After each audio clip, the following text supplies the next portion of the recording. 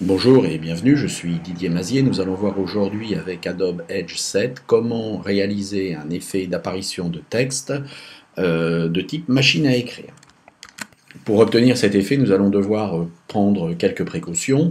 Premièrement, je travaille actuellement avec Adobe Edge 7 en anglais parce qu'il y a un petit bug actuellement dans la version qui vient de sortir et en français on peut avoir des problèmes. Donc si vous devez changer de langue, c'est très facile. Par le menu Aide, vous ferez changer de langue, vous choisirez la langue, vous ferez OK, et puis ensuite vous fermerez et rouvrirez Adobe Edge 7. Deuxième précaution à prendre, vous pouvez maintenant ici zoomer et donc mieux voir ce que vous faites. Donc je vous conseille de zoomer au maximum. Ce n'est pas très grave si votre texte n'apparaît pas entièrement. En l'occurrence ici, c'est correct. Deuxième précaution à prendre, vous désactiverez ici l'autotransition, puisque nous allons faire apparaître les lettres une à une.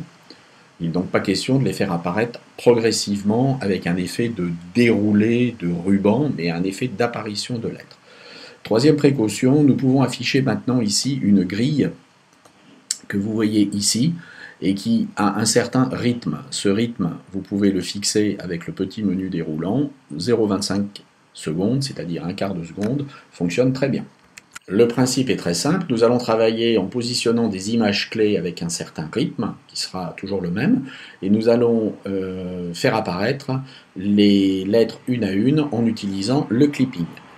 Les produits que nous allons pouvoir régler sur la gauche sont maintenant déployables. Nous allons travailler avec le clipping.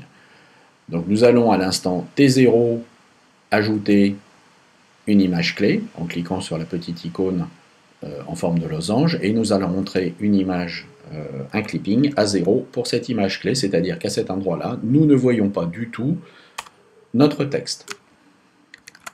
Nous ajouterons ensuite autant d'images clés que nécessaire et toujours au même rythme. Donc un quart de seconde, nous allons ajouter un clipping et faire apparaître la lettre. Et puis un quart de seconde plus tard, nous allons rajouter une image clé, faire apparaître la deuxième lettre, etc., etc. Alors il ne faudrait pas que vous écriviez à la recherche du temps perdu de Proust avec un effet machine à écrire, parce que vous avez constaté que c'est assez fastidieux, mais l'effet est bien là. Nous allons voir dans le navigateur ce qu'il donne.